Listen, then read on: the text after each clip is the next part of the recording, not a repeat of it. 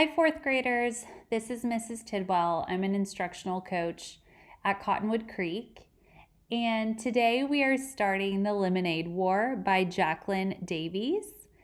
And as we read this story, I want us to really be focusing on interpreting characters. We're going to be using the Lemonade War to really dig deep into the heart of the story and how the characters develop throughout each of the chapters.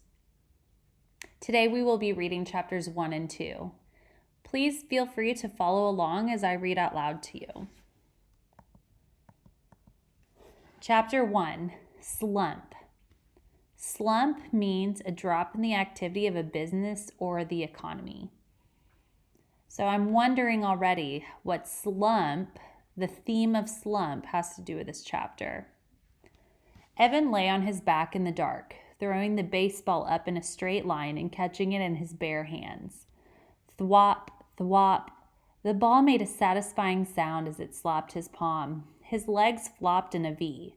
His arms stretched up to the ceiling, and the thought that if he missed, he'd probably break his nose made the game just interesting enough to keep going. On the floor above, he heard footsteps, his mother's, and then a long, loud, scrapping, groaning sound. He stopped throwing the ball to listen. His mother was dragging something heavy across the kitchen floor, probably the broken air conditioner. A week ago, right at the beginning of the heat wave, the air conditioning in his mother's attic office had broken. The man from Sears had installed a brand new one, but left the old one sitting right in the middle of the kitchen floor. The Treskys had been walking around it all week. Scrape! Evan stood up. His mom was strong, but this was a two-person job. Hopefully she wouldn't ask him why he was hiding in the dark basement.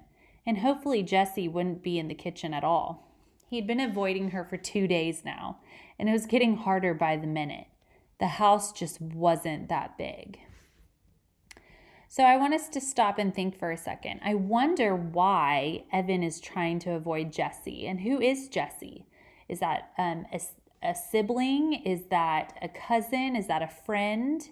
I'm already thinking he's alone down in the basement trying to avoid her. So I wonder what that's about. Evan had his hand on the railing when the scraping noise stopped. He heard footsteps fading to silence. She'd given up. Probably the heat, he thought. It was the kind of weather, giving up kind of weather. He went back to lying on the floor. Thwop, thwop. Then he heard the basement door open. Psh! Evan caught the ball and froze. Evan? Jessie's voice sounded echoey in the darkness. Evan, you down there? Evan held his breath. He lay completely still.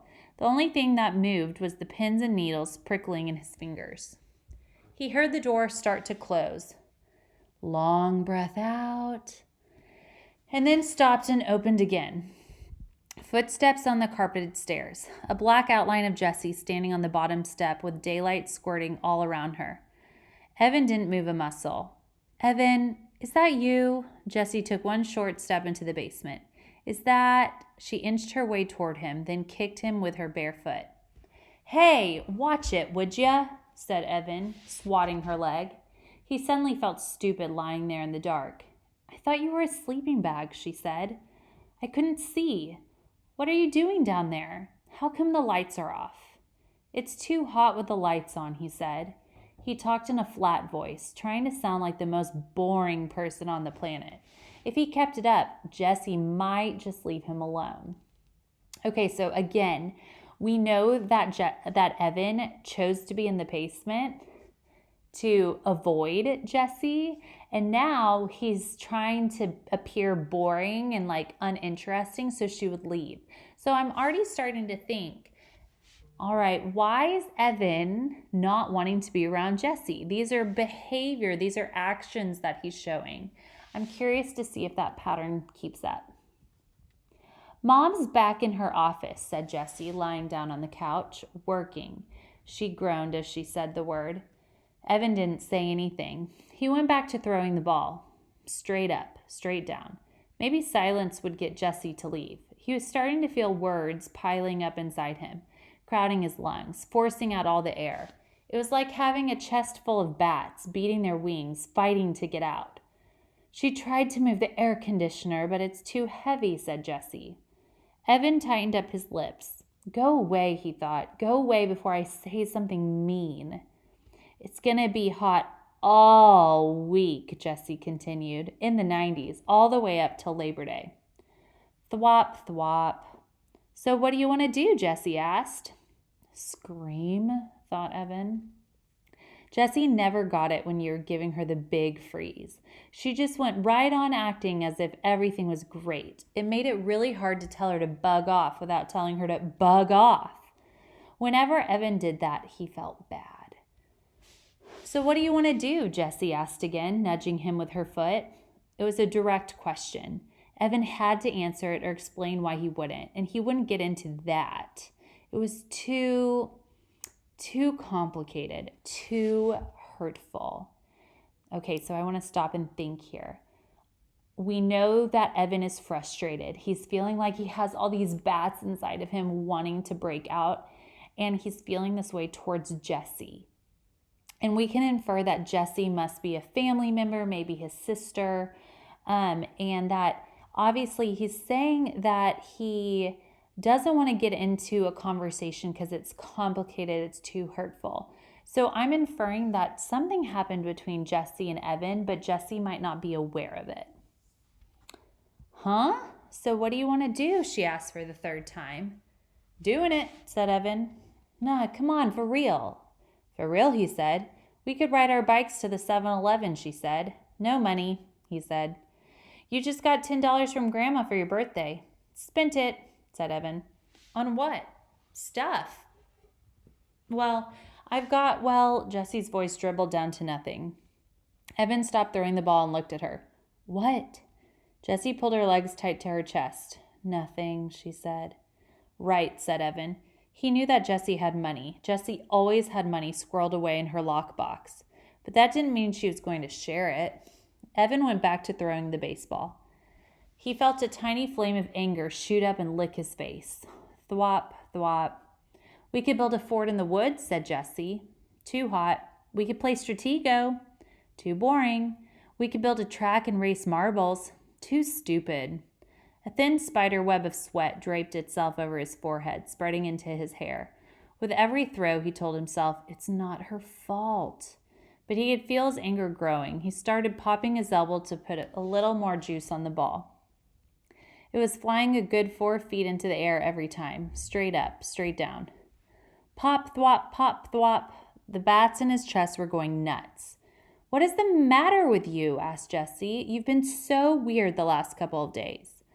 Oh man, here they come. I just don't want to play a dumb game like Stratego, he said. You like Stratego. I only picked that because it's your favorite game. I was being nice, in case you hadn't noticed. Look, there are only 6 days left of summer, and I'm not going to waste them playing a dumb game. Evan felt his heartbeat speed up. Part of him wanted to stuff a sock in his mouth, and part of him wanted to deck his sister. It's a stupid game, and it's for babies, and I don't want to play a stupid baby game. Pop, thwop, pop, thwop. Why are you being so mean? Evan knew he was being mean, and he hated being mean, especially to her. But he couldn't help it. He was so angry and so humiliated and so full of bats. There was nothing else he could be except alone. And she'd taken even that away from him. You're the genius, he said. You figure it out. Good, that would shut her up. For once, Evan watched the ball fly in the air. Is this because of the letter? Jessie asked. Crack! Evan had taken his eyes off the ball for 1 second. Just 1 second, and the ball came crashing down on his nose. Crud! Oh, crud! He curled over onto his side, grabbing his nose with both hands. There was a blinding, blooming pain right behind his eyes that was quickly spreading to the outer edges of his skull. Do you want some ice? He heard Jessie ask in a calm voice. What do you think? He shouted. Yeah? She stood up. No, I don't want any stupid ice. The pain was starting to go away, like a humongous wave that crashes with a lot of noise and spray and then slowly fizzles away into nothing. Evan rolled to a sitting position and took his hands away from his nose. With his thumb and index finger, he started to pinch the bridge. Was it still in a straight line? Jessie peered at his face in the dim light. You're not bleeding, she said. Yeah, well, it hurts. A lot. It's not broken, she said. You don't know that, he said. You don't know everything, you know. You think you do, but you don't. It's not even swollen. You're making a big deal out of nothing. Evan held his nose with one hand and hit his sister's knee with the other. Then he picked up the baseball and struggled to his feet. Leave me alone. I came down here to get away from you, and you just had to follow. You ruined everything. You ruined my summer, and now you're going to ruin school. I hate you. When he got to the bottom of the steps, he threw the baseball down in disgust. Thud. Chapter 2. Breakup. Breakup. Dissolution of a unit, an organization, or a group of organizations. The Justice Department sometimes forces the breakup of a large corporation into several smaller companies. Jessie didn't get it. She just didn't get it. What was Evan's problem? He'd been acting like a weirdo for 2 days now, and it was 2 days ago that the letter had arrived. But why would he be so upset about that letter? This is a puzzle, Jessie told herself, and I'm good at puzzles. But it was a puzzle about feelings, and Jessie knew that feelings were her weakest subject. Jessie sat in the cool darkness of the basement and thought back to Monday, the day the letter had come. Everything had been normal. She and Evan were putting together a lemonade stand in the driveway when the mailman walked up and handed Jessie a bundle of letters. Evan never bothered to look at the mail, but Jessie was always entering contests and expecting to win. So she flipped through the letters right away. Boring, boring, boring, said Jessie as each letter flashed by.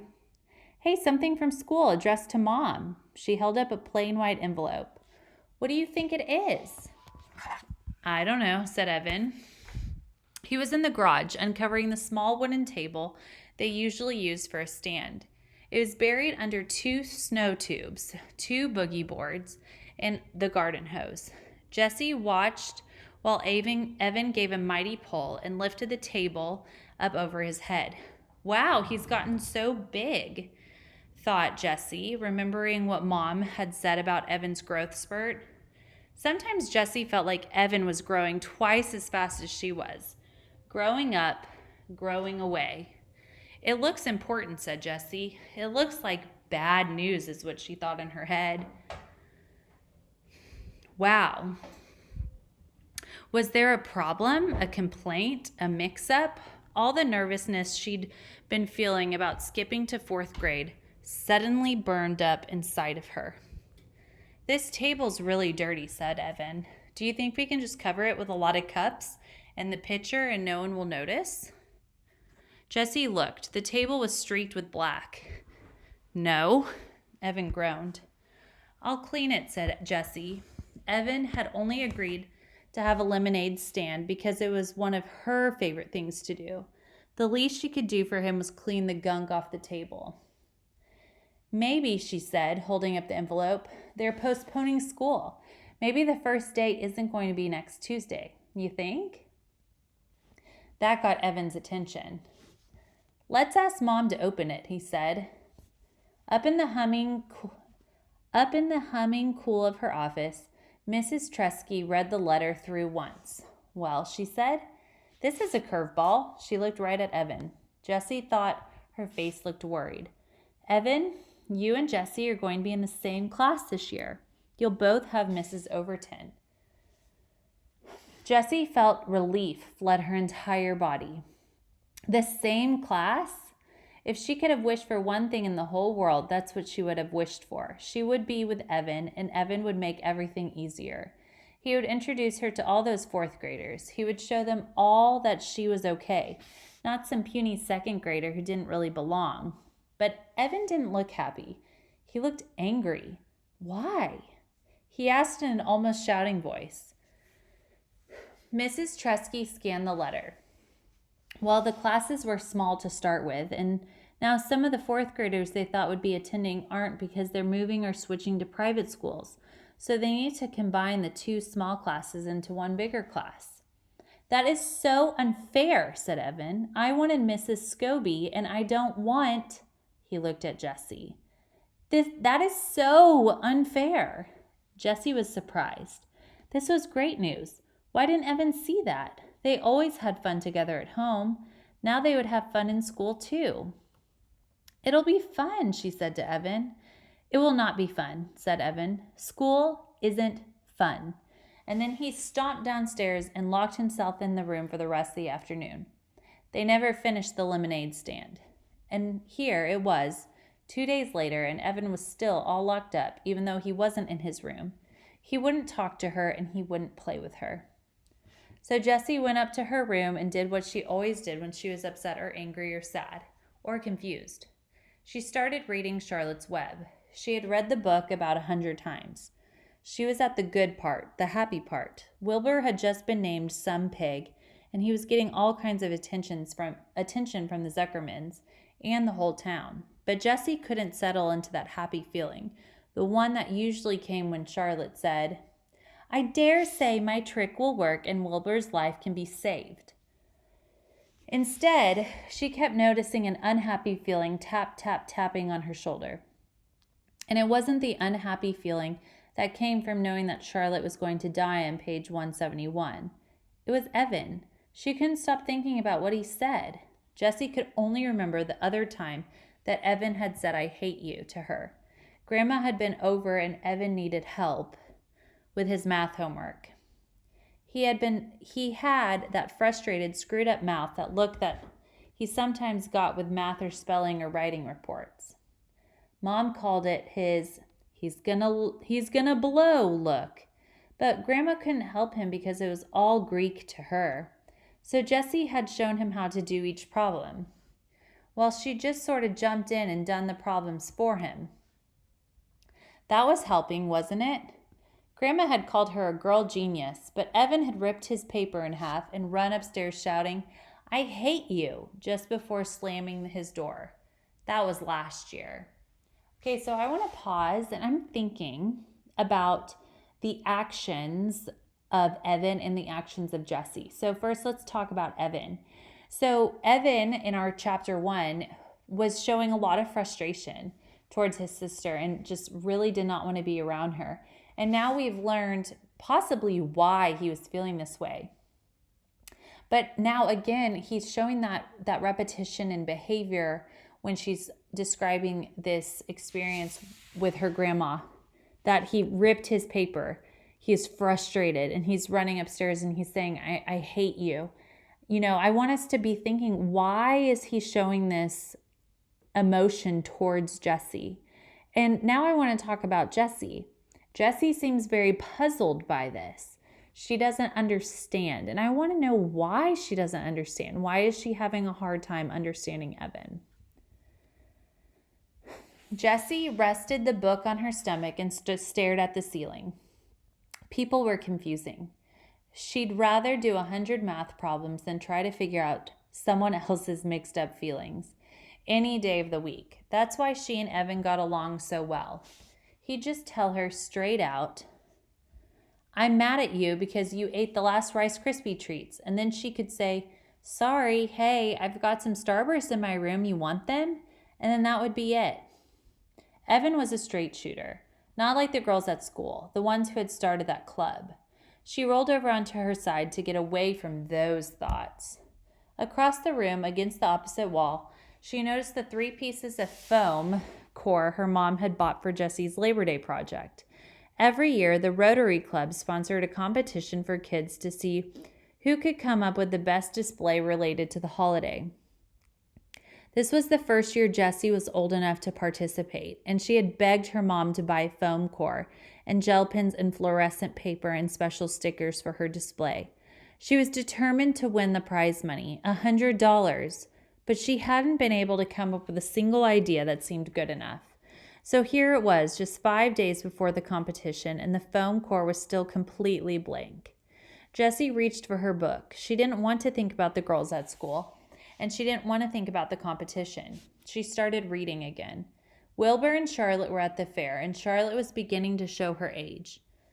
Jessie read the words that Wilbur said to his best friend. I'm awfully sorry to hear that you're feeling poorly, Charlotte. Perhaps if you spin a web and catch a couple of flies, you'll feel better. Well, the second part didn't apply at all, but Jessie imagined herself saying the first line.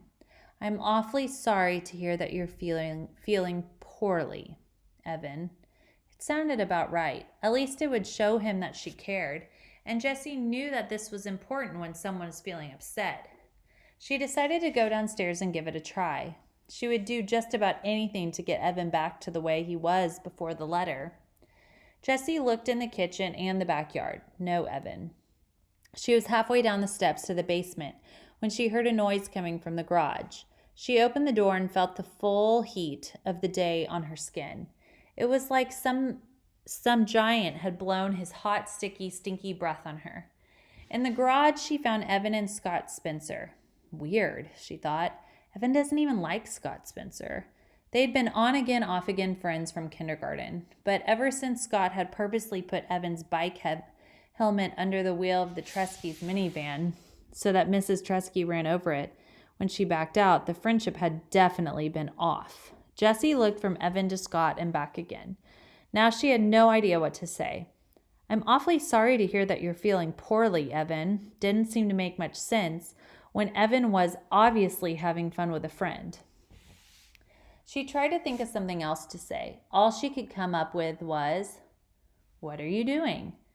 The boys were bent over a piece of cardboard. Evan was writing letters with a skinny, red felt-tipped pen. The purple cooler was in the middle of the garage, and 2 plastic chairs were stacked on top of it. On the top chair was a brown paper bag. Nothing, said Evan, not looking up. Jessie walked over to the boys and peered over Evan's shoulder. Lemonade, 50 cents. She said, you spelled lemonade wrong. It's an O, not an I. But she thought, oh good, a lemonade stand, my favorite thing to do. The boys didn't say anything. Jessie saw Evan's mouth tighten up. You want me to make the lemonade, she asked. Already made, said Evan. I could decorate the sign, she said. I'm good at drawing butterflies and flowers and things. Scott snorted. Huh? We don't want girl stuff like that on our sign. Do you want to use my lockbox to keep the money in? It's got a tray with separate compartments for all the different coins. Nope, said Evan, still working on the sign. Well, she said, looking around, I can clean the table for you. The small wooden table, still covered in black streaks, was pushed up against the bikes. We're not using it, said Evan. But we always use the table for a stand, said Jessie. Evan pushed his face in her direction. We don't want it. Jessie took a couple of steps back. Her insides felt runny, like a fried egg that hasn't been cooked enough. She knew she could just go back into the house, but for some reason her legs wouldn't move. She stood still, her bare feet rooted to the cool cement. Scott whispered something to Evan, and the 2 boys laughed, low and mean.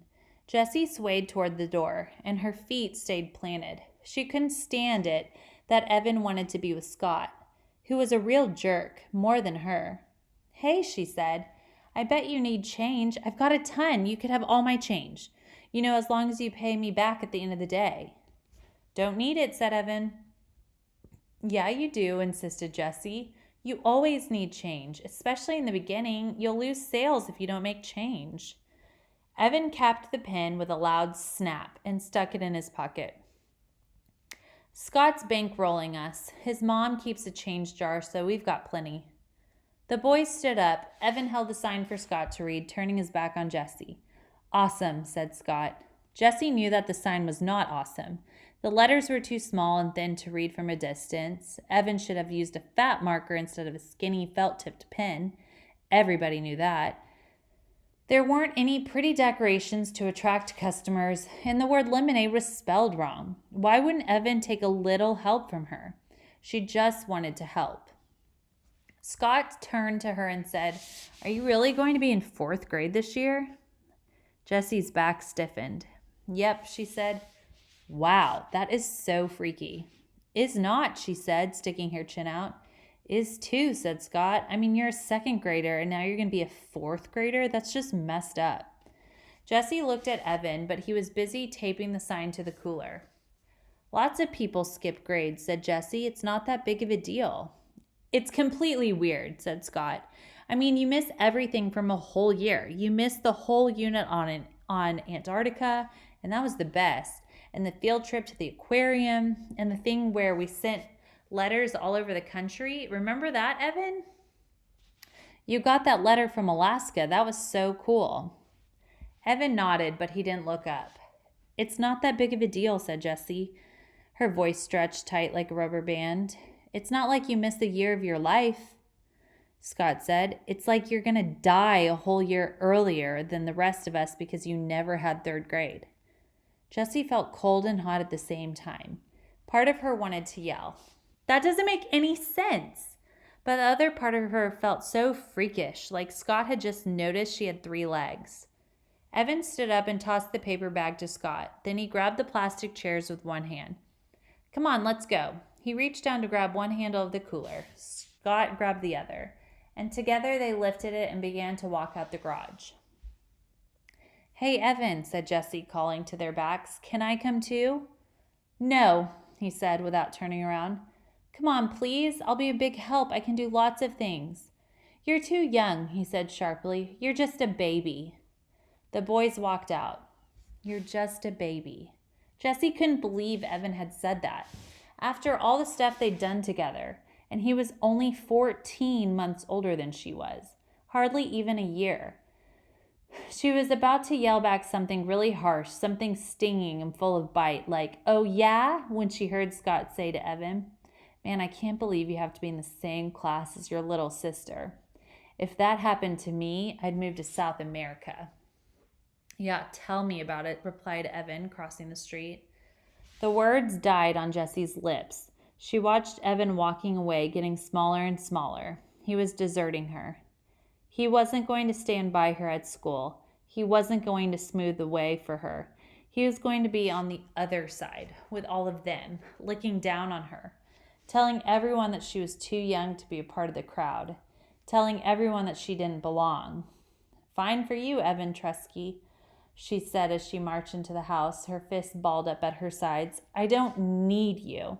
I don't need you to have fun. I don't need you to run a lemonade stand. And I don't need you to make friends in the 4th grade." Halfway up the stairs, she stopped and shouted, "And I am not a baby." So now we are going to start our mini lesson, and we're really going to dig deep into why Evan and why Jessie acted the way that they did, and we're going to analyze the patterns of their behavior.